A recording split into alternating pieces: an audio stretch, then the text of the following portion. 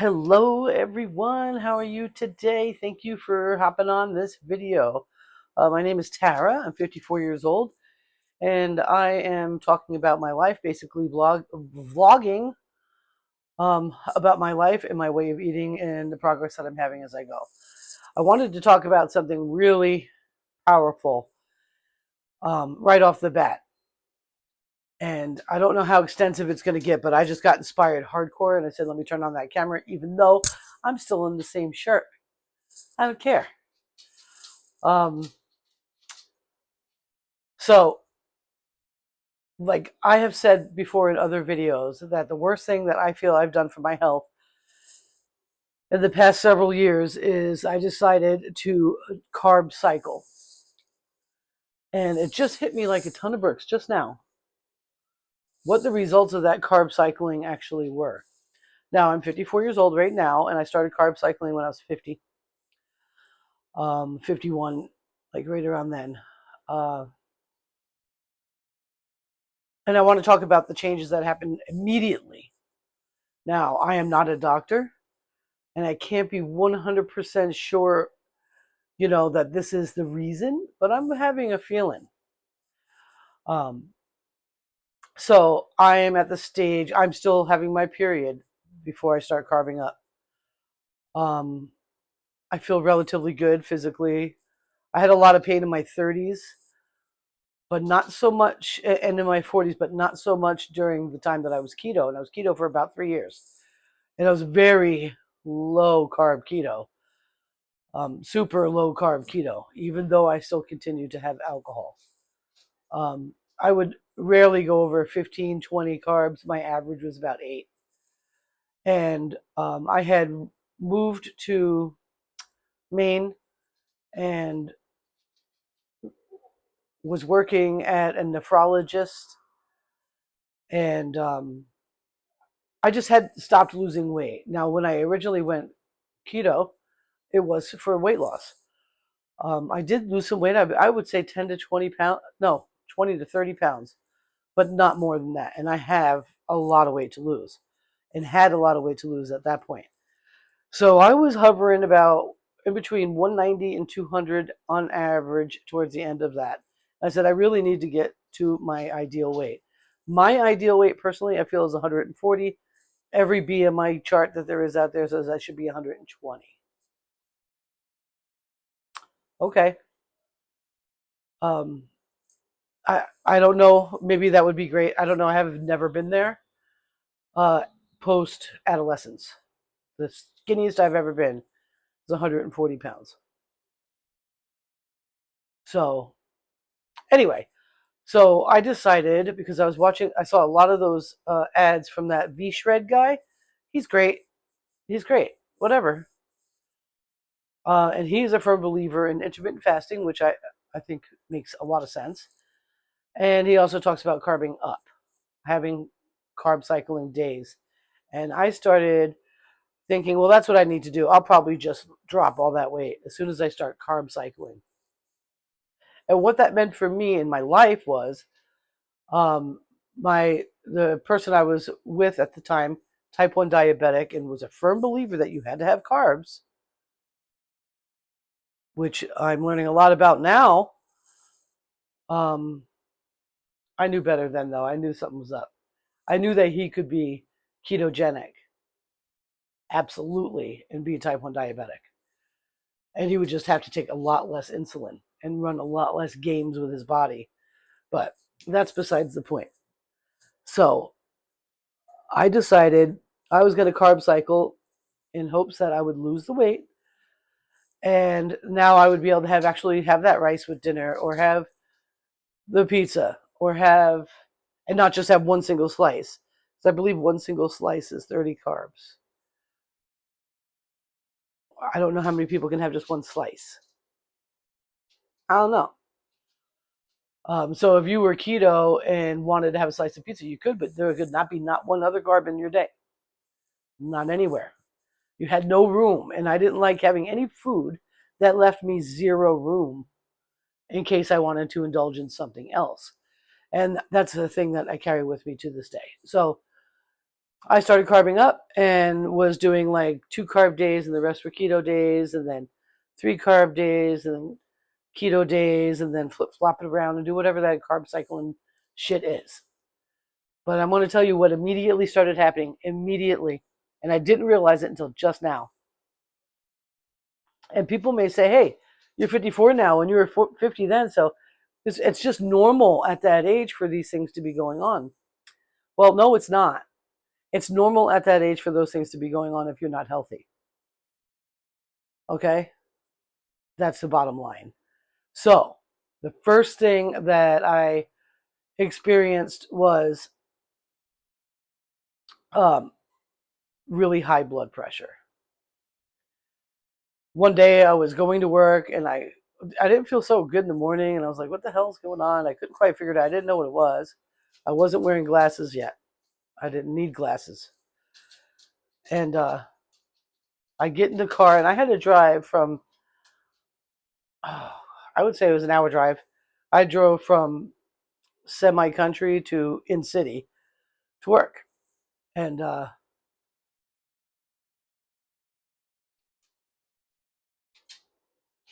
get in the car and I'm like, I'm not seeing really good. This is weird. I'm not really seeing so great. But you could do it. You got to go to work. You got to go to work. You got to go to work. Um, so I'm driving to work and I'm really nervous because I'm like, I can't see. Something's wrong. Anybody makes a mistake in front of me in this commute, and we're going to have issues. It's going to be bad. And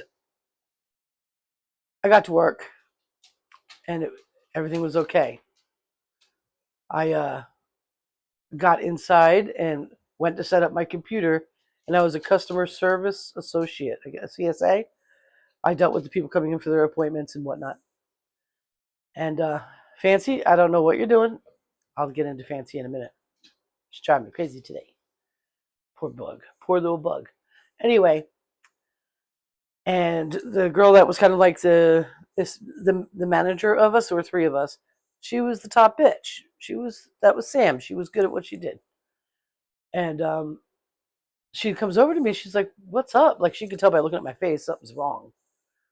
I opened the computer to look at who's coming in first. And you need to be on your game.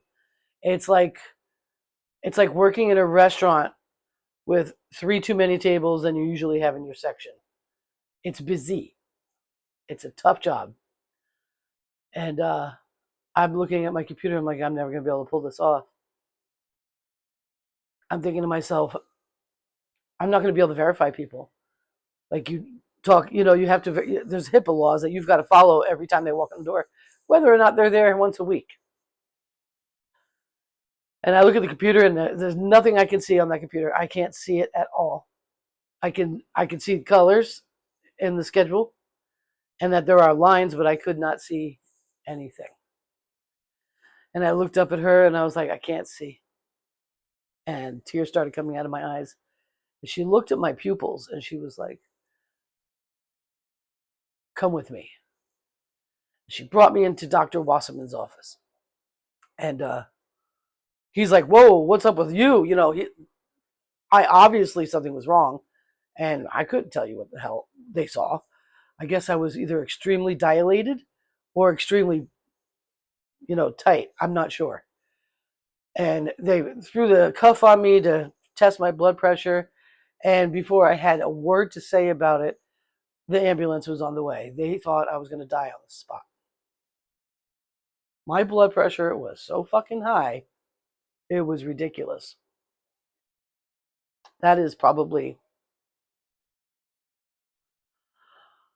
maybe 3 weeks into me carb cycling. Okay. It was really soon after I started carb cycling. 3, 4 weeks. So it could be a little bit longer. It was close. Because I had one other incident that is yet to be determined what actually happened that day. It could be attributed to carb cycling, but my gut says probably not. And it's really, unless I could go and be a fly on the wall that day, I could never tell you one way or the other what it was. So They call the ambulance. They bring me to the hospital. It's this big holy shit. They are freaking out. I get a CAT scan and all this crazy stuff is going on. About 4 hours into my stay at the hospital, the doctor comes over to the doctor's, I think it's MA, it's called medical assistant, comes over to me, or physician's assistant. Yeah. Comes over to me and she's like, okay, so let's have a talk. And I'm like, okay. She's like, it looks like you've had several strokes in your life. I'm like, really? That's interesting. And I'm thinking, when the heck? So I was a party animal when I was young. So, I'm like, oh man. She was like, you could have a heart attack at any moment and have a stroke at any moment. This is very serious. We're going to need to get you into a cardiologist. We're going to need to get you back for another CAT scan. We're going to need to get you into this and that and blah, blah, blah. And I'm like, okay. And it was COVID time, so getting into a specialist was impossible. I think it was a year later when I got a call from the cardiologist to make an appointment. Hysterical. What a joke that was. How many people died during that? I can't even imagine. But because of that. So from there, the other CAT scan wasn't too long, and I got myself a primary care physician. They gave me high blood pressure meds. I took them. I don't think I made it out a week. I did not. No way. I was fully aware I was on them, and I started to blow up like a tick. Like, that's not healthy. That's not right. I'm not doing that. And my primary care was a really nice guy. I started taking a redwood supplement with high nitric acid in it to help. He's like, okay, you can do that. He didn't press me. He knew I didn't want to be on it. And he ran all my panels, and he had me come in once a week for my blood pressure. It remained high, just did. Not as high as it was that day I went to work. Um, and when he ran all my cholesterol and the high and lows and all those things. When I came in to talk to him about it, he was just like, "What have you done in your life to create these numbers?" I'm like, "What do you mean?" He was like, I've never seen another human being this healthy in this way ever. And the reason why you're here is because of high blood pressure. He's like, you're never going to have a stroke and you're never going to have a heart attack. Not based on this. We got to get you into the CAT scan. We got to get somebody in cardiology. There was another thing to look at these things and see what they missed or what they misread at the hospital. Okay. So I go, and the lady, like, I sit down, I'm nervous. I'm like, oh my gosh, this is terrible. She's going to tell me all sorts of crazy shit. And she sits me down. She's like, I brought this before the board because I thought I was seeing what I was seeing, but I wanted them to see what I was seeing. And I want to explain to you why the hospital thought you had several strokes in your life. I'm like, okay. And she showed me my heart. And she showed me the video that they took, the CAT scan or whatever stuff they do. And she said, you see that right there? And I'm like, yeah. She's like, that's what they thought meant you had several strokes. But what it actually means is that's how your heart looks. You're not the only person that has a heart that looks like this. It's just when they are looking in an emergency situation, they're expecting you and your heart to be textbook when this is really what your heart looks like and it doesn't cause any problems whatsoever. You have absolutely no problem with your heart. Your high blood pressure, we can't tell you why because it's not because of your heart. Like from what we're seeing in your vascular system, you're fine. Okay. So one of my ventricles, uh, instead of curving around like that, like most people's hearts do, It goes like this, and it makes a sharp turn. That's just what it looks like. That's it. And so I was like, so they were like, so, of course, your blood pressure's still up, and that means something, but you've got to really don't allow the fear of dying of a stroke every single 10 minutes give you a stroke. You know, like the diagnosis in the hospital was so bad. I was terrified. Next thing that happened was my vision. Now, I used to be able to, oh gosh. So, if you remember where my refrigerator is, I would move that, but my dog is petrified today. And if I twist it, she'll jump. It's windy out. She's freaked out. So I could look over to where my refrigerator. Maybe I can try to pull it off. See where my refrigerator is all the way over there?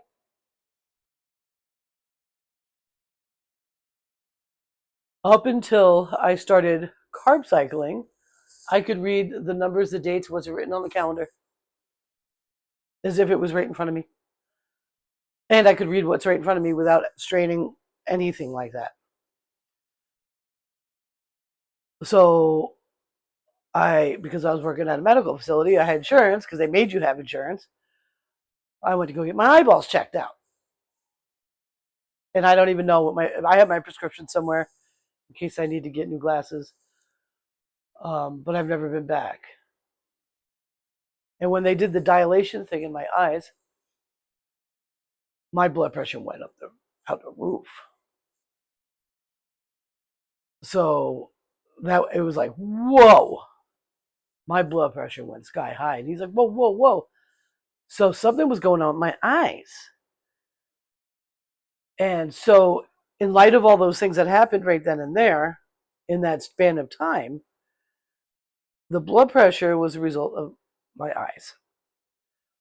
My eyes were a result, probably, of the amount of sugars I was now ingesting outside of the alcohol sugars.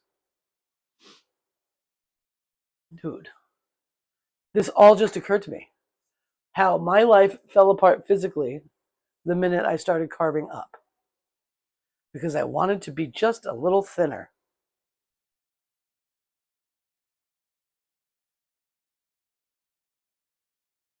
That's something. So,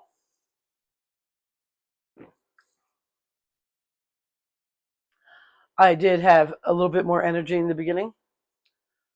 I quickly went into menopause and stopped having my period. And there was no signs of it before. It just, I thought I was pregnant, to tell you the truth. That's how regular I was. I didn't have ouchy periods. I never really did. But when I was keto, I didn't have ouchy periods at all. I was in a really bad relationship, and I was being blamed for my resistance to the absolute bullshit on that I was going through menopause, which is hysterical. I mean, I even had people suggest to me, like at one of the jobs that I had, the lady's like, go see, your doctor. And he was a local doctor there. He'll get you on something because, a menopausal woman can be dangerous. So I would have ended up on some sort of antidepressant or SSRI, like Xanax or something. Oh my gosh. I'm so glad that I didn't. But I probably wouldn't have anyway. I only liked Xanax in my 20s and for recreational uses only. So I just was like, wow. And sitting here thinking about it, I wanted to talk about the immediate non-happy, non-healthy reaction that my body had when I started carving up 4 years ago and where it's gone. So since then, of course, I've been menopausal, haven't had my period. If I start having my period again, I'm going to flip out. I probably won't, but Oh my goodness, that would be just insane. I've seen other people have that happen though in carnivore. Um, my body pain is or has been. I'm going to do that because I got to watch. The power of the tongue is impressive. Got to be careful. Very high and way too high for someone my age. And I've talked about that quite a bit in these few videos that I've made. Um, and I'm tired of it all. I am 54 years old, and like I said yesterday, I know I'm going to live a long time. I am sure of it. I am absolutely sure of it. I thought there's been like a thing that's been going on in my life since I was young. And when I was young, I thought I was going to die when I was 11 years old. I was sure of it. And I begged God to let me see my mother again. I was out in Florida visiting my dad, and I had to get on the plane to go back to New York. And I think I was 11. Yeah, I was 11. It was after my grandfather died, because he would have had my head if I went down there. Um, and I knew I wasn't going to make it. That plane wasn't going to land or something. I was very aware of it, and I prayed and I asked, and I got the answer. And I was told, or at least I was left with the impression that I wouldn't see it past 28. And boy, did I live up to that. Like I went nuts. What a complete idiot. But that's okay. It's okay. We can't turn around, right? I didn't think I would live past 28. There's no way. No way. I am really lucky that the drugs that people are dealing with right now were not even something people thought of. Heroin to me was a disgusting idea, so it wasn't something that was going to happen. Thank God. I have lost friends that were my age because of that. Um, just thank God that I liked cocaine. I liked being high. As you can tell, I like to drink my coffee in the middle of the afternoon. So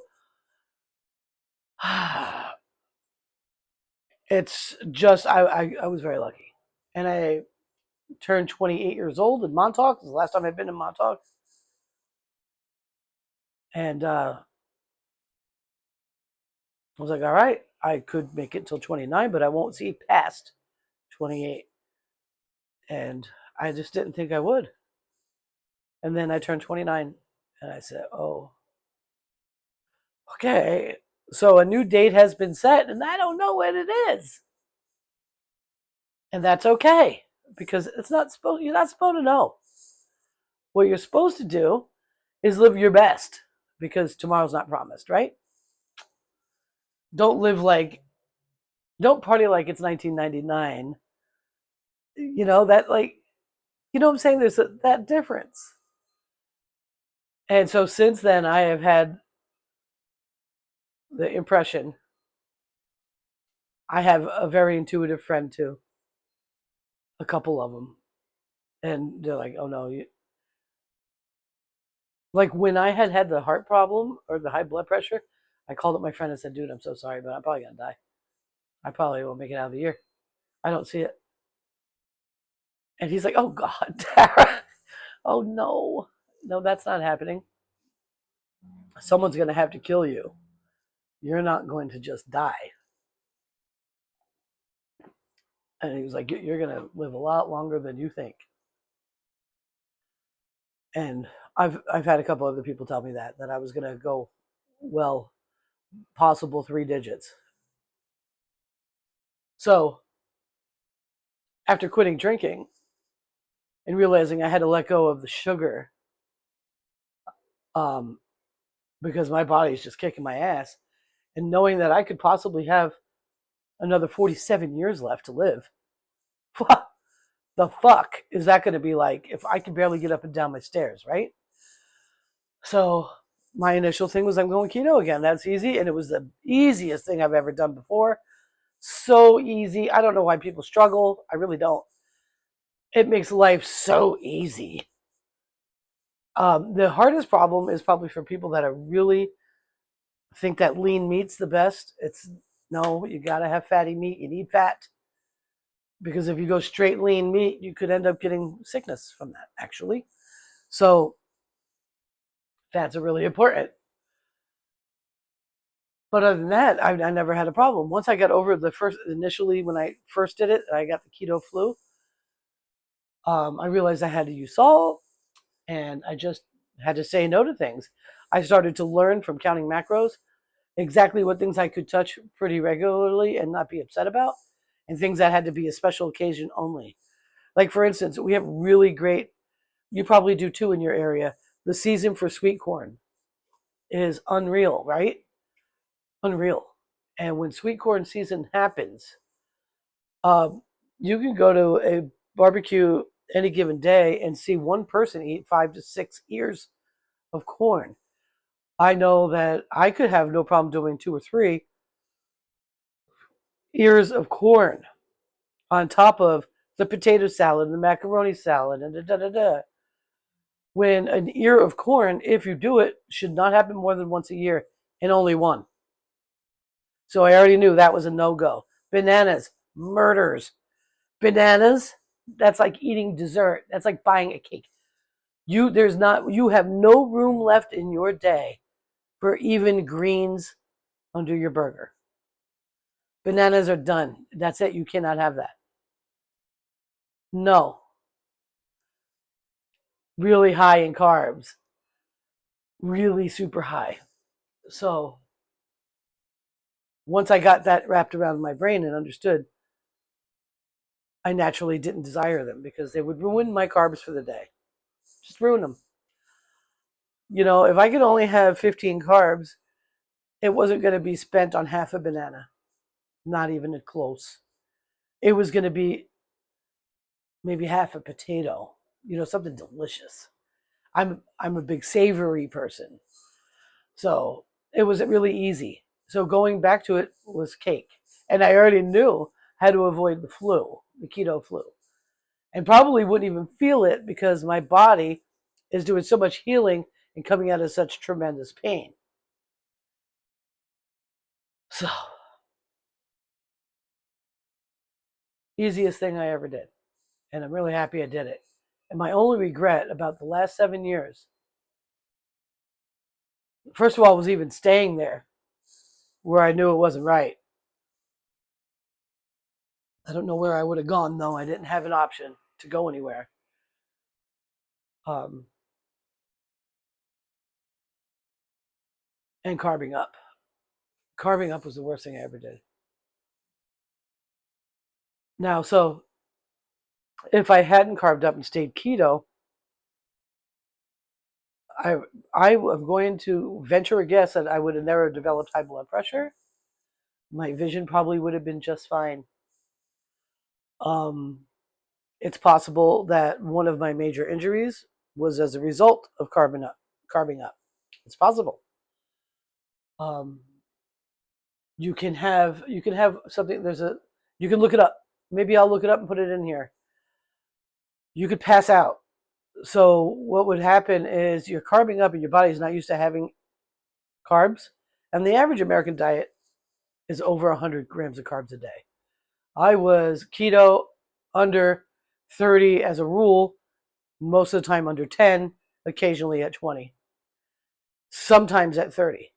If there was something I knew was 30 carbs and I wanted it right now, like that ear of corn, then that was that. Um, but carb cycle is like you switched it up. You switch the fat and protein to the carbs and like that, and it fucks with your body. And what it will do is it'll turn the glucose in your body into alcohol sugars. And if you're already a drinker, that could be pretty exciting. And the day that I fell headfirst down those stairs, I was carb cycling and it was a carb up day. And I had 2 vodka sodas at that point. And I was about ready to go to bed because I had work the next day. 2 vodka sodas. And I was a professional, so my vodka sodas were half and half in a like a beer glass that you would a pint. And so that would be for the average person 4 drinks For me, it was 2 because that's how they went down. And my lights went out. They were gone at the top of a set of stairs on my way down. That could be what happened. That's what I said to myself then. Everybody else in the house, everybody else in the house thought I had been pushed.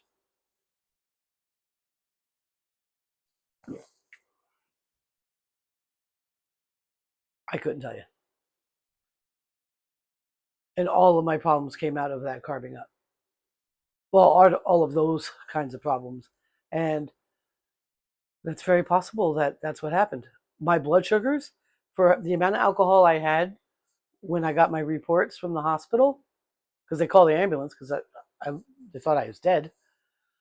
I was like drinking a fucking bottle of vodka. They were like, this woman's wasted. And it wasn't. When I went down those stairs, I wasn't wasted. So, got me, guys.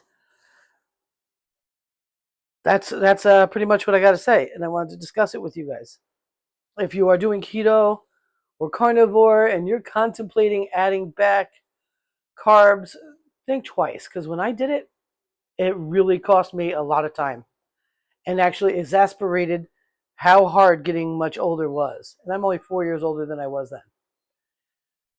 Okay, so it took. I would have been. I wonder if I would. I might. I would have ended up leaving, for sure.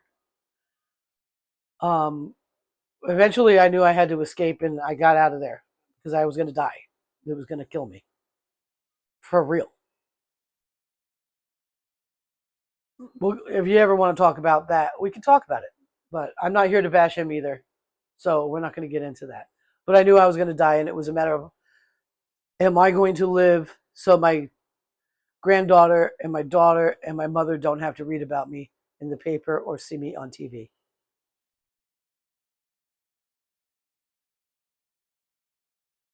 And then the dog adopted me and made sure I was going to be out of there. She's such a good girl. Oh my God. When I realized what she was, I could have, oh my God. So I would have got out of there. Definitely would have come to the point where I decided to look at my money real hard and figure out where it was going. And I probably would have had this, I would have had even a clearer state of mind about you cannot buy a drink until this is true. And that's how I started. And then it just, when I was able to drink again, I didn't like it. I didn't like how my body felt. And I don't like to feel compulsive about anything like you do with sugar. And I said, well, I guess I just don't drink anymore. Oh, well, that sucks. I really like drinking. I swear I'd do it for the rest of my life. I'm fine with it because the first time that I had a drink after that, I've had drinks 3 times since, after I had gotten to the point of, if this happens, you can. And the first 3 I had, I was like, get out of here. Now, my tolerance is gone, which is fine. And I don't care about that. But what I could feel my body was doing was so obviously not good. And even though before, when I drank a lot, or regularly, I drank a lot regularly. Let's be honest. Even though 3 White Claw grapefruits didn't do shit, you couldn't even tell I had one yet. My body was still experiencing that weirdness that I was feeling that time. And I said, that's really fucked up. That's not cool. And I had a bunch that night. The next day I had some more because I want to get rid of them because I bought a flat thinking it was going to last me a month. That's funny because when I got those 3 non-alcoholic Coronas, they lasted me 2 weeks. It's not the taste of it, it's the alcohol in it that makes you compulsive. I was like, well, shit. That's cool though, because I'll be able to have non-alcoholic beer and love it and not feel compulsive to have more.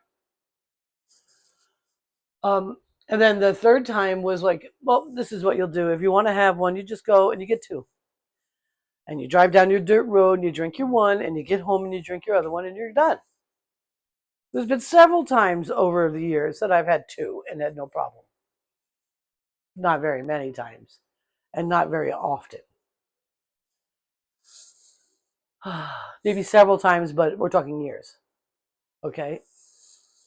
And I get home, I had the one and I'm like, oh gosh. I get home, I get upstairs. I've got that Heineken that I found in the fridge that I got from a short-term rental guy, and I love Heineken, and that I couldn't wait to drink that Heineken. I fucking destroyed it. And I had a microbrew from another time, so I had two beers in the fridge. I finished my White Claw, which is my favorite.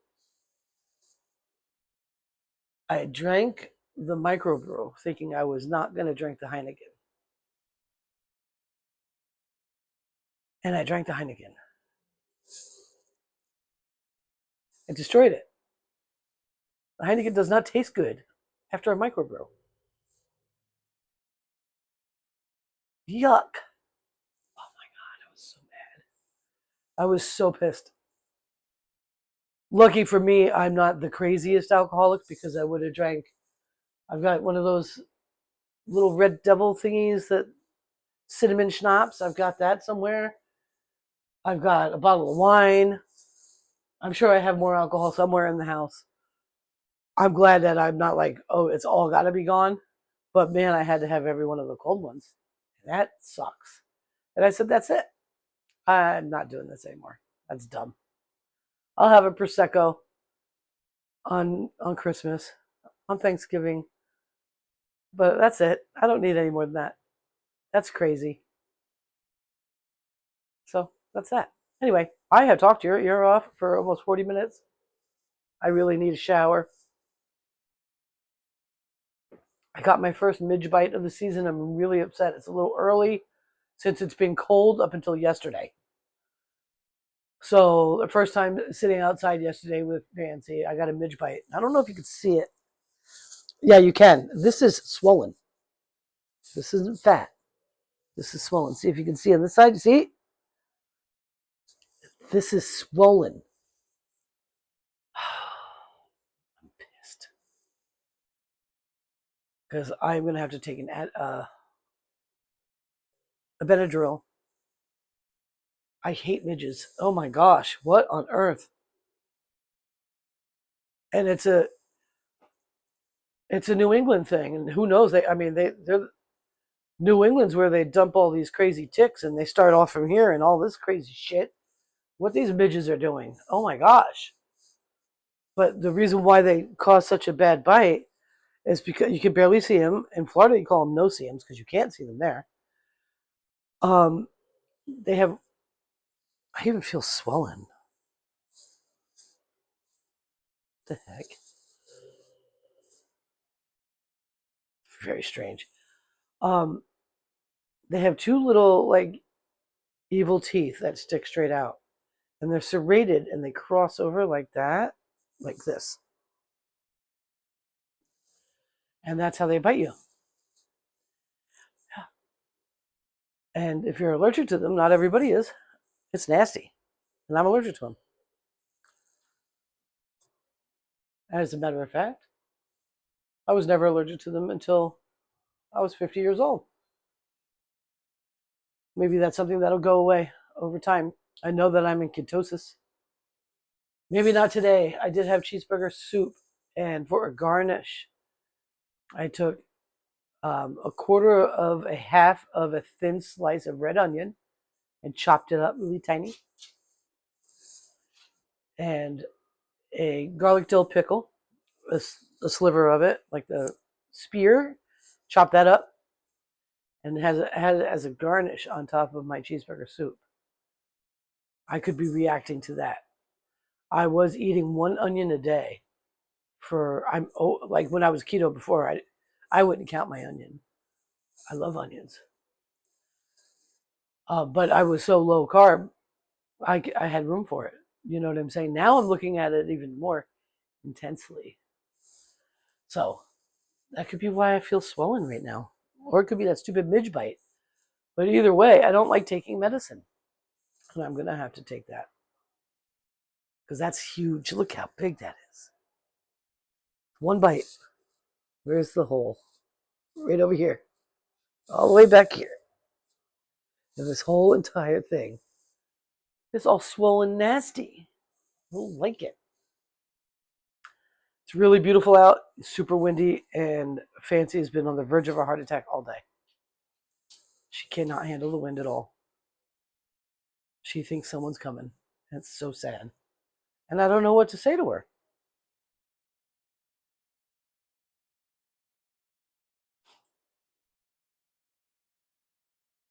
I mean, I know that soon I will have a better spot. But for now, this is what we got. Okay?